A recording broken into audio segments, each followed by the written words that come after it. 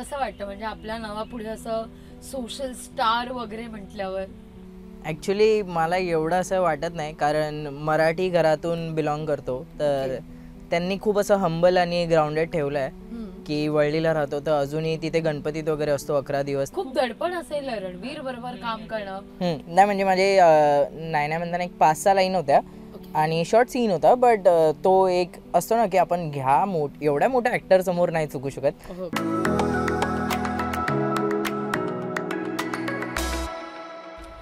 नमस्कार, मी लाघवी ओम Sawant social star मध्ये तुमचं मनापासून स्वागत करते.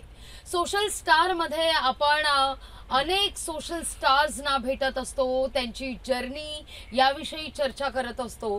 पण आज आपल्या सोशल स्टार मध्ये सहभागी झाली आहे ती अशी व्यक्ती ज्यांचं नावातच उत्साह आहे आणि चैतन्य सुद्धा. ही व्यक्ती आहे वरळीतली, रावते कंपाऊंड मधली. तुम्हाला हे सगळं वर्णन केल्यावर त्या व्यक्तीचं आता नाव कळलंच असेल, त्यामुळे वेगळी ओळख करून देण्याची निश्चितच गरज नाहीये. Harsh Rane, social star fame Harsh Rane, ज्याचे आता व्ह्यूज जवळपास लाखाच्या घरात आहेत आणि आता मिलियनकडे वाटचाल सुरू आहे. तो हर्ष राणे आपल्यासोबत आज सोशल स्टार मध्ये सहभागी झालाय. सो हाय हर्ष, तुझं सोशल स्टार मध्ये मनापासून स्वागत करते. Thank you so much. कसं वाटतं म्हणजे आपल्या नावापुढे असं सोशल स्टार वगैरे म्हटल्यावर?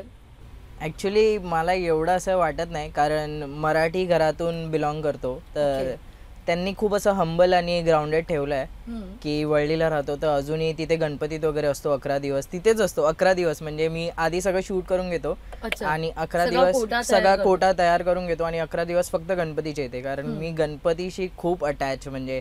आणि त्यात वळलीचं आहे तर त्यामुळे वळलीच्या महाराजाच्या इथे मी 24 तास असतो. म्हणजे की कोणी आलं तर तिथे एवढे लोक फोटो वगैरे काढायला भेटतात की तू इथे राहतोस वगैरे. तर असं तर त्यामुळे खूप असं ग्राउंडेड वगैरे आहे. इथून पण तेच सांगतोय की 11 दिवस तू वरळीच्या महाराजाच्या इथे असतोस, त्यामुळे हा कार्यक्रम बघणारे खूप सारे तुझ्याशी सेल्फी काढण्यासाठी तिकडे येतील. नक्की नक्की या, मी तर असीनच तिकडे. तू आता सहज उल्लेख केलास की बाप्पाचं आणि तुझं खूप कनेक्शन आहे.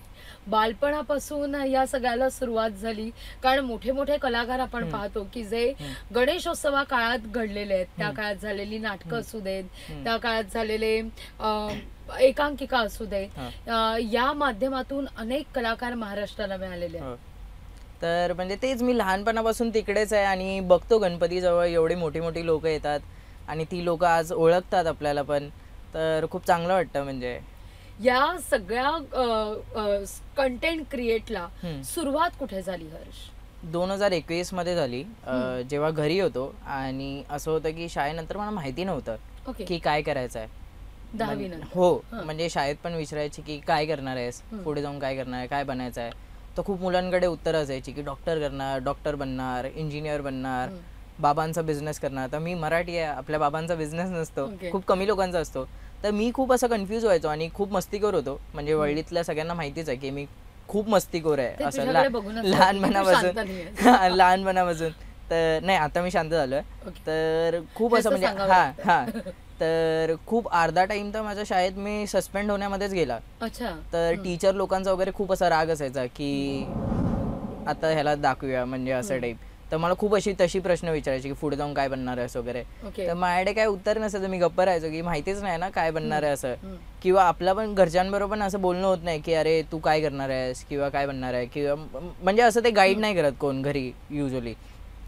तर तेव्हा खूप असं हे व्हायचं. नंतर मग हळूहळू मी इंस्टाग्राम हे त्यावर होतोच मी, पण नंतर हा एक प्लॅटफॉर्म आला की रील्स. तर मग मी तिकडे व्हिडिओ बनवायला चालू केलं. तेव्हा 15 सेकंडचे रील्स असायच्या की 15च्या वर तुम्ही बनवू नाही शकत. तर मी ते करत गेलो हळू. आणि मला ऍक्टिंग वगैरे आवडायची. शाळेत पण मी डान्स वगैरे करायचो, ऍक्टिंग वगैरे करायचो. तर हे सगळं आवडायचं. तर तेच मग इंस्टाग्रामवर हसवण्याचा कॉन्टेंट चालू केला आणि हसवायला लागलो. हळूहळू लोकांना ते आवडायला लागलं. खूप लोक, 10,000, नंतर ते 50,000, 1,00,000, आता 6 लाख लोक मला फॉलो करतात, त्यांना आवडतो मी. तर खूप मोठी गोष्ट आहे माझ्यासाठी. पहिलं रील कुठलं अपलोड केलेलं आणि त्याला कसा प्रतिसाद मिळालेला? म्हणजे कुठलेही पहिलं रील्स टाकताना किंवा आताही आपल्याला कुठलेही नवं रील्स टाकताना आपण खूप विचार करतो की आता आपण एक सेट झालोय, आपल्याला लोकांची टेस्ट कळते, पण तेव्हा मात्र टेस्ट काही कळत नव्हती. ते पहिलं रील टाकण्याचा अनुभव कसा होता? म्हणजे कसा विचार तो सुचला, ते तू रील्स टाकलं आणि नंतर काय त्याच्यावरून प्रतिक्रिया येत होत्या? पहिला तर म्हणजे खूप मी तिकडचाच आहे, वळलीचा वगैरे, तर खूप असा तिकडे खूप म्हणजे आता तुम्ही तिथे राहतील ना तर खूप असा कॉन्टेंट आहे. तर तिकडे म्हणजे तो मी असा कॉन्टेंट बनवला जो खूप म्हणजे बूस्ट झाला इंस्टाग्रामवर. तर तो एक मित्र असतो ना की मी गाडी घेणार आहे, तर आपण बोलतो की अरे मस्त रे गाडी घेणार आहेस वगैरे, आणि त्याच्या घरी काहीतरी होतं आणि त्यानंतर गाडी होत नाही, पण त्यांनी तुम्हाला तारीख दिलेली असते की भाई आता गाडी येणार आहे भाई आपली. तर असं हे कॉन्टेंट केलेलं. तर त्यानंतर मी ते केलेलं की 1 एप्रिलला की मी गाडी घेणार आहे. नंतर 2 महिन्यांनी की अरे गाडीचं काय झालं, घेणार आता येते डिलिव्हरी, आता आहे, आता शोरूमला जाईन उद्या परवा. त्यानंतर परत 5 महिन्यांनी की अरे गाडीचं काय झालं, अरे आता ते गाडीचं अरे गप असं म्हणून. तर ती रील खूप लोकांना आवडलेली. म्हणजे त्यावेळी ती 5,000 लोकांनी फक्त टॅग केलेली आणि शेअर्स वगैरे तर मला आता आठवत पण नाही एवढं. तर तो खूप असा रिलेटेबल किस्सा आहे की आपण सगळेच फेस करतो. आपण काहीतरी बोलतो की अरे मी हे करणार आहे आणि ते नंतर काहीतरी नजर लागते किंवा काही ना काही घरी हे होतं. तर ते सगळं, तर त्यामुळे ते असं मी कॉन्टेंट तो फ्रेम केलेला. मग तो कॉन्टेंट तुझा फर्स्ट कॉन्टेंट होता? नाही, फर्स्ट कॉन्टेंट माझा होता मी वेब सिरीज करत होतो नेटफ्लिक्सवर, एक रे म्हणून. कंटेंट करायच्या आधी वेब सिरीज मध्ये पण ऍक्टर आहे मी ऍक्च्युअली. हो, मी ब्रह्मास्त्र मध्ये काम केलंय, मी रे वेब सिरीज मध्ये काम केलंय. तर असे खूप मी प्रोजेक्ट्स पण केलेत.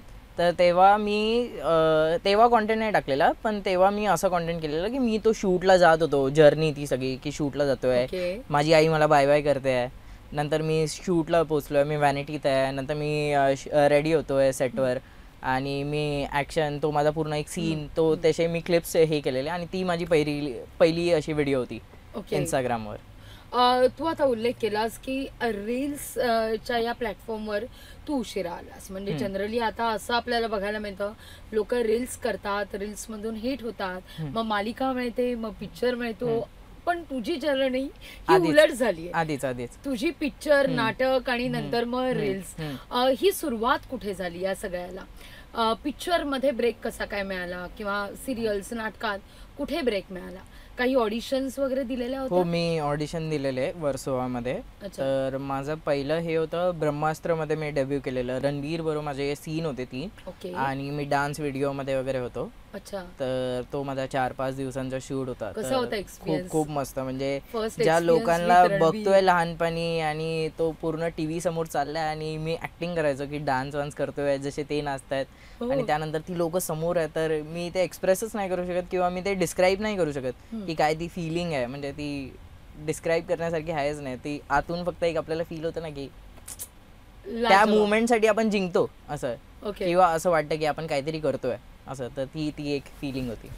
तो फर्स्ट सीन आठवतोय का जो रणवीर बरोबर तू केला होतास आणि त्याला असं तो सीन झाल्यानंतर सगळ्यांनी क्लॅप केलं असेल किंवा ते तुझ्या कानात आवाज आले असतील कटेट म्हणून, ते कसा एक्सपिरियन्स होता? नाही म्हणजे खूप दडपण असेल रणवीर बरोबर काम करणं. नाही म्हणजे माझे नाही म्हणताना एक 5-6 लाईन होत्या आणि शॉर्ट सीन होता, बट तो एक असतो ना की आपण एवढ्या मोठ्या ऍक्टर समोर नाही चुकू शकत. तर माझं तेच होतं की मी सगळं प्रिपेअर करत होतो की हे बोलायचं आहे, माझी ही लाईन्स आहे, तो हे बोलल्यानंतर मला प्रोसेस करायचं आहे की तो काय बोललाय. कारण ऍक्टरचं तेच असतं ना की आपण प्रोसेस करतो की तू बोललाय. हो बोलणं व्हायचं आमचं. तर तेच म्हणजे मी प्रोसेस करायचो आणि मग ते आपण लाईन, तर ते सगळं. पण जेव्हा ते होतं की सीन कट किंवा रॅपअप, तर ती फिलिंग खूपच. म्हणजे मूवी तुमची केमिस्ट्री कशी होती? कधी तुमचं बोलणं व्हायचं का? नाही म्हणजे तो सेटवर म्युझिक वगैरे ऐकायचा आणि मी खूप असं रॅप वगैरे ऐकतो, तर तो ते ऐकायचा आणि मग आमचं तेच तेवढंच शॉर्ट कन्व्हर्सेशन की म्युझिकवर हे आम्ही ऐकायचं वगैरे. सगळे मुलं होती, अजून पण 4 माझ्याबरोबर मुलं होती जे शूट करत होती. तर तेच तेवढाच एक्सपिरियन्स होता. ब्रह्मास्त्र मधून मग रील्स मध्ये सुरुवात केलीस. रील्स, पहिलं रील्स अपलोड झाल्यानंतर, हिट झाल्यानंतर घरच्यांची नेमकी काय रिॲक्शन होती? घरच्यांना कसं कळलं की मुलगा रील्स करतोय? ऍक्च्युली म्हणजे त्यांना अशी आयडिया नव्हती ना, मी त्यांना सांगितलेलं की मी या प्लॅटफॉर्मवर असं व्हिडिओ करतोय किंवा काय. पण माझे बाबा इंडियन नेव्हीमध्ये आहे आणि ते असेच हे करायचे, व्हॉट्सअपचा सगळ्यांचा ग्रुप असतो ऑफिसवाल्यांचा, तर तेव्हा त्यांची व्हिडिओ आली, म्हणजे त्यांच्या ग्रुपवर माझी व्हिडिओ आली जी मी तुम्हाला सांगितली की ती बाईकवाली, ती व्हिडिओ आली कारण ती खूप व्हायरल गेलेली अशी. म्हणजे तेव्हा 10 मिलियन वगैरे असं, तेव्हा जेव्हा चालू झालेलं जस्ट रील, आणि तेव्हा 10 मिलियन म्हणजे कोरोना काळात. हा. तर ते आली तर पप्पा बोलले हा तू आहेस का रे? तर मी बोललो हा. तर पप्पा बोलतो हे काय करतोयस तू? तर मी बोललो हे असंच मी आवडीसाठी करतो. तर अच्छा बरं, कर चांगलं आहे. तर होता म्हणजे सपोर्ट होता, माझ्या दादाचा खूप मला सपोर्ट होता ह्या सगळ्यात, की तो खूप मला सपोर्ट करायचा की कर, हो जे काय चालू ठेव. या सगळ्याला सुरुवात शाळेत झाली, शाळेतल्या नाटकात वगैरे कामं करायचं. हो. शाळा कुठली? शाळा IS modern English school, Dadar. Okay, convent. हा. अच्छा. मग तिथून नाटकाला पहिल्यांदा सुरुवात केली. डान्स वगैरे अॅन्युअल डे ते असतात ना, तर ते खूप म्हणजे. ओके, तुला एकूणच तुझ्याशी या सगळ्या गोष्टी बोलताना, डान्स असू दे, नाटक असू दे, सिनेमा असू दे, असा नुसता उल्लेख जरी केला तरी स्माईल येते, त्यामुळे हर्ष त्याच्यातच रमतो. हो, मी खूप, मला आवडतं. आणि जेव्हा मी हे पण करतो तेव्हा मला असं वाटतं की तो एक कलाकार माझ्यात अजूनही जिवंत आहे. म्हणजे मी आता थिएटर वगैरे करू नाही शकत कारण मला हे पण खूप करावं लागतं, हे पण माझं डे बाय डे सगळं शूट अलाईन असतं. तर ते थिएटर करायला मिळत नाही कारण थिएटरला पूर्ण दिवस आपल्याला तिकडे राहावं लागतं, रिहर्सल वगैरे, तर ते सगळं करायला मिळत नाही. बट एक असं आहे की नाही करतोय म्हणून, ते पण मी थिएटर पण 2 वर्ष केलं आहे कॉलेजमधून, तर ते सगळं आहे. तू आता म्हणालास की या सगळ्या गोष्टीमुळे आता थिएटर करायला जमत नाही, कधी सिरियल्स करायला जमत नाही, पण कंटेंट सुचला, कंटेंट केला, तो अपलोड केला, इतकं सोपं नाहीये. त्याला ती एक प्रोसेस आहे, त्याच्या मागे काहीतरी विचार आहे. तुझं जर प्रोफाईल सगळं बघितलं तर सतत काहीतरी वेगळं देण्याचा तू प्रयत्न केलास. सगळ्यात महत्वाचं म्हणजे आता मला इकडे उल्लेख करावासा वाटतो, मराठी फिल्म इंडस्ट्री आणि हिंदी फिल्म इंडस्ट्री याच्यात जे तू काही तफावत केलेलं होतंस, याच्यात जी काही तू रील्स मधून ती मजा दाखवलेली होतीस, तो कंटेंट खूप हिट सुद्धा झालेला होता. त्याच्यावरून आपण म्हणूया की त्याच्या मिक्स रिॲक्शन्स होत्या या सगळ्या गोष्टीत. पण हा थॉट इतक्या या प्लॅटफॉर्मला सोशल मीडियावर मांडणं ही मोठी रिस्क होती. सो ते कसं काय? नाही म्हणजे तेच, म्हणजे मी मराठी इंडस्ट्रीमध्ये पण काम केलं आणि हिंदी इंडस्ट्रीमध्ये पण काम केलं आणि दोन्ही खूप माझ्या जवळ आहेत. आणि मी स्वतः मराठी आहे तर मी मराठी भाषेला कधीच हे करणार नाही. तर तेव्हा खूप म्हणजे मला दाखवायचं काहीतरी होतं आणि ते म्हणजे खूप लोकांना आवडलं, पण काही लोकांनी ते खूप उलट्या ह्याच्यात घेतलं की नाही तू मराठी ह्याला असं करतोय, आमच्या मराठी इंडस्ट्रीमध्ये असं नाही. ज्या लोकांनी कधी मराठी इंडस्ट्रीचं म्हणजे बोलतात ना की आपण असं मराठी करतो आणि ते लोक स्वतः हिंदी पिक्चर बघतात. ओके, हा, तर ती तशी लोक होती कमेंट सेक्शन मध्ये की खूप ऑफेंड वगैरे झाले. तर मी तर एवढा मला मोठा समजत नाही, तर मी लगेच माफी पण मागितली की तुम्हाला जर वाईट वाटलं असेल तर मला माफ करा, पण माझं इंटेन्शन तसं नव्हतं. तर तेवढंच की खूप म्हणजे फन होतं. तेव्हा मी पहिल्यांदा असं बघितलं की आपण जेव्हा काही करतो तेव्हा हे असं पण होऊ शकतं. तर तेव्हा मला त्या गोष्टीने मी खूप रेडी झालो, किंवा त्या गोष्टीने मला कळलं की जर आपल्याला हेट येतोय तर तो कसा आपण त्याला कसं प्रिपेअर करायचं किंवा त्याला कसं त्यावेळी कसं फाईट करायचं. तर ते सगळं होतं. आता तर काय, आता हे सगळं चालूच असतं. आता तू युज टू झालाय. हो. पण जेव्हा पहिल्यांदा ट्रोल झालास एखाद्या गोष्टीवर, कसं असतं हर्ष की जेव्हा आपण एखादी काही चांगली गोष्ट करतो तेव्हा आपलं कौतुक तर होतच, पण त्याबरोबर टीका सुद्धा होते. असं म्हणतात की माणूस खूप मोठा होत असताना त्याचे टीकाकार हे वाढत जातात. तर अशा वेळी मात्र ट्रोलर्सना तू कसा काय सामोरा जातोस? म्हणजे तुझा फंडा काय याकडे बघण्याचा? माझा फंडा खूपच सिम्पल आहे. म्हणजे घरच्यांनी मला शिकवून ठेवलं आहे की आता आपल्याकडे कुत्रे भोगतात तर आपण त्यांना, आता तुम्ही घाबरणार किंवा काय, तर मी ते करतच नाही, मी लक्षच देत नाही.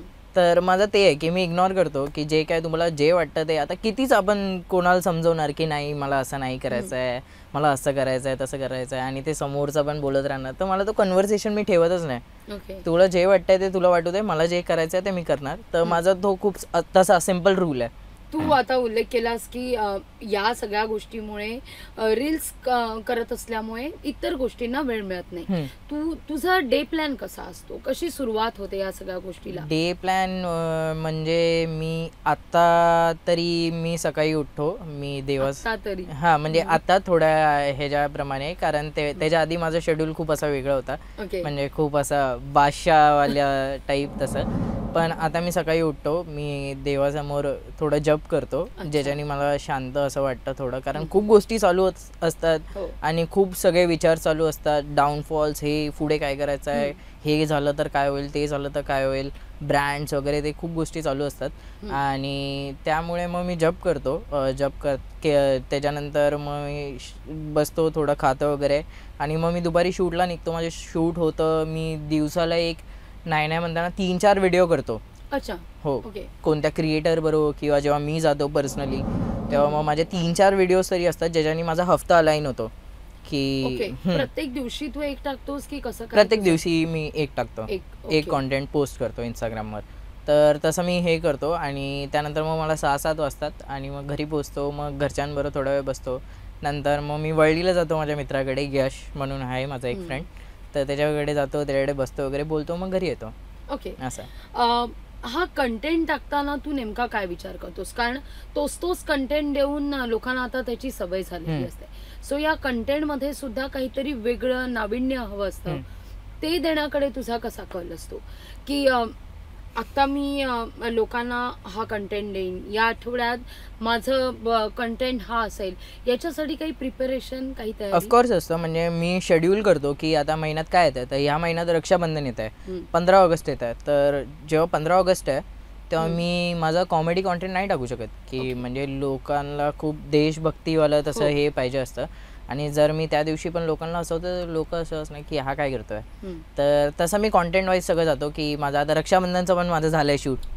हो, तर रक्षाबंधनच्या वेळी मग ते 2 दिवस अगोदर तसा कॉन्टेंट, तर मी तो पूर्ण कॉन्टेंट असा अलाइन करतो, स्टडी करतो की कधी कधी काय काय करायचं आहे. तर ते तसं असतं माझं प्रोसेस.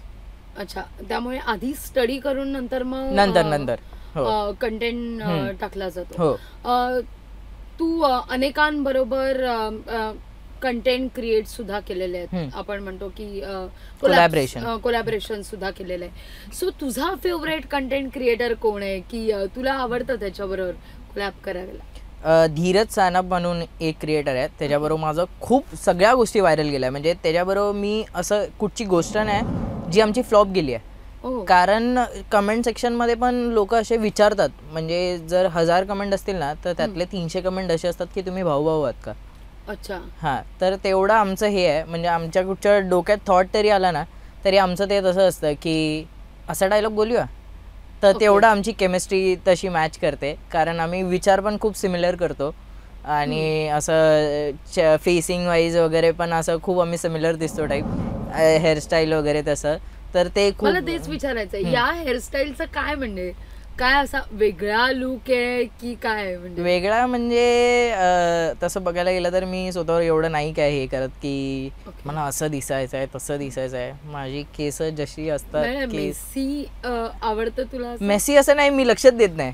अच्छा. हा, म्हणजे आता पर्पजली केलेलं आहे का? नाही नाही नाही, मी असंच असतो. अच्छा. म्हणजे सकाळी दुपारी रात्री तुम्ही मला असेच बघतील. तर असं आहे. इतरही काही कंटेंट क्रिएटर आहेत की जे आता आपण म्हणूया की वेगवेगळ्या विषयांवर जे ज्वलंत विषय आहेत, म्हणजे मध्येच मुद्दा जो उपस्थित केलेला होता तो कोकणातला, तू राणे आहेस, कोकणातला आहेस म्हणून तुला विचारते, बारसूचा मुद्दा आलेला होता, तेव्हा सुद्धा अनेकांनी याविषयी विधान केलेलं होतं की कोकणातून या सगळ्या मुद्द्यावर आवाज उठवणं गरजेचं आहे, त्यावर रील्स करणं गरजेचं आहे. खूप जणांनी ते रील्स केलेले होते. तुमच्या रील्स मध्ये या कोकणातली झलक सुद्धा बघायला मिळते. मग गणेशोत्सव असू दे, शिमगा असू दे, किंवा इतरही अनेक मुद्दे कोकणाचे, मे महिन्यातला कोकणातला सीन असू दे, त्यामुळे अजूनही ती काय म्हणतात ओढ लाल मातीकडे रील्स मधून दिसते. हो हो हो, खूपच. म्हणजे मला ते खूपच आवडतं जास्त गावी जायला. म्हणजे मी खूप कमी जातो, मे मध्ये जातो जेव्हा आमच्या देवीचा कार्यक्रम असतं, आणि मी गणपतीत जातो. तर मला ते खूपच स्पेशल वाटतं. म्हणजे मला आठवत आहे की मी तो एक कॉन्टेंट केलेलं गावी की आपण ते आखाडे असतात ना की दुसऱ्या घरात जातो ते, तर ते खोलण्याचं मी केलेलं. आणि तेव्हा एक ट्रेंड आलेला की life goes on and on and on. त्यात म्हणजे तुम्हाला असं दाखवायचं की कंटिन्यू काय चाललंय. तर त्यात मी ते दाखवलेलं की कंटिन्यू मी आखाडेच खोलतोय सगळ्या घरात जायला. तर ते खूप व्हायरल गेलं. आणि नाही म्हणताना आता माझ्या गावात मला वाडीत एवढी लोक ओळखतात ना की मला भीती वाटते की मी सांगू लोकांना की मी कोकणात आलोय, म्हणजे गर्दी होईल असं टाईप. हा असं टाईप, म्हणजे गावात तर सगळेच ओळखतात, म्हणजे हा माझा भाऊ आहे, हा माझा भाऊ आहे. पण मला खूप बरं वाटतं, म्हणजे छान वाटतं. आणि माझ्या आई बाबांना खूप बरं वाटतं, म्हणजे त्यांच्यासाठी म्हणजे त्यांनी असा विचार पण नाही केलेला की ज्या पोराला माहिती नाही पुढे जाऊन काय करायचं आहे तो आता हे सगळं करतोय, 2 लोक भेटतात, तर त्यांना खूप असं बरं वाटतं. खरंय, कारण आजवर म्हणजे आतापर्यंत आपल्याला या वडिलांचा हर्ष मुलगा किंवा या आईबाबांचा हर्ष मुलगा, पण जेव्हा हर्षचे आई बाबा असं ओळखलं जातं तेव्हा ती बरं वाटतं, खूप बरं वाटतं. आणि सगळ्या मुलांनी, मला वाटतं मुला मुलींनी ते केलंच पाहिजे, कारण ते एक प्राऊड मुवमेंट असतं तुमच्या आई बाबांसाठी. आणि त्यांना खूप बरं वाटतं की म्हणजे तो एक वर्थ वाटतं की एवढं मुलाला मोठं केलंय आणि आपला मुलगा एवढं हे सगळं करतोय, तर ती खूप मोठी गोष्ट आहे. क्या बात आहे. अगदी शेवटचा सवाल हर्ष, आमच्या माध्यमातून अनेक सोशल स्टार जे झालेत किंवा होऊ पाहतायत, ते तुला पाहतायत, तुला ऐकतायत, तुझे रील्स फॉलो करतायत, तुला फॉलो करतायत. तू या क्षेत्रात येणाऱ्या मुलांसाठी काय सांगशील? कारण आता जो तू रील्स करतोय या क्षेत्रात येतोय, पण तो कंटेंट सुचणं, तो अपलोड करणं, यामागे प्रचंड मेहनत आहे, खूप सॅक्रिफाईस आहे. काय सांगशील? माझं कंटेंट, मी आता खूप व्हायरल झालो आहे, तर मी पण खूप गोष्टी फेस करतो. म्हणजे तुम्हाला असं वाटेल की मी खूप मोठा आहे किंवा तर मला 100 गोष्टी माझ्या डोक्यात विचार असतात. तर मला आता माझा ह्या आठवड्याचा कॉन्टेंट झाला आहे, पण मला माहिती नाही की आता पुढच्या आठवड्यात काय करायचं आहे. तर मी खूप ऑब्झर्व करतो की काय झालं, आता मी इथे आलो आहे तर माझ्याबरोबर इथे काय किस्सा झाला आहे का, किंवा मला इथे काय विचारलं आहे का. तर मी त्या खूप गोष्टी ऑब्झर्व करतो. मी इंस्टाग्राम खूप कन्झ्युम करतो की काय कॉन्टेंट चाललं आहे, तर ते सगळं फेस करतो. तर तुम्ही करा, खूप चांगला प्लॅटफॉर्म आहे हा. फक्त खूप जास्त लेट तर झाला आहे, बट करा, म्हणजे फक्त सोडू नका. आणि तो एक विचार करू नका की तुम्ही कुठची गोष्ट करतायत तर आम्ही कधी फेमस होऊ किंवा काय कधी होऊ, तर तो विचार करू नका. म्हणजे जेव्हा मी चालू केलेलं तेव्हा मला माहिती नव्हतं की मी एवढा फेमस होईन किंवा ह्यातून एवढे पैसे मिळतात किंवा काय, ह्या सगळ्या गोष्टी. तर माझं ते हा सगळा विचार करू नका, फक्त चालू करा आणि आपलं काम चालू ठेवा. हे सगळं बाकीचा विचार करू नका, बाकी तुम्हाला यश तर मिळालंच. क्या बात आहे हर्ष, तू आज इथे आलास आणि इतक्या छान गप्पा मारल्यास त्याबद्दल तुझे मनापासून आभार. आणि लवकरात लवकर आता तुझे पण व्ह्यूज हे मिलियन पार हो ही अपेक्षा इथे व्यक्त करते आणि सोशल स्टारच्या या चर्चेत इथेच थांबते. Thank you so much. पुन्हा भेटूया एका नव्या सोशल स्टार सह, त्याच्या जर्नीसह. पण आता वेळ झाली इथंच थांबण्याची. अपडेट राहण्याकरता पाहत रहा फक्त लोकशाही मराठी.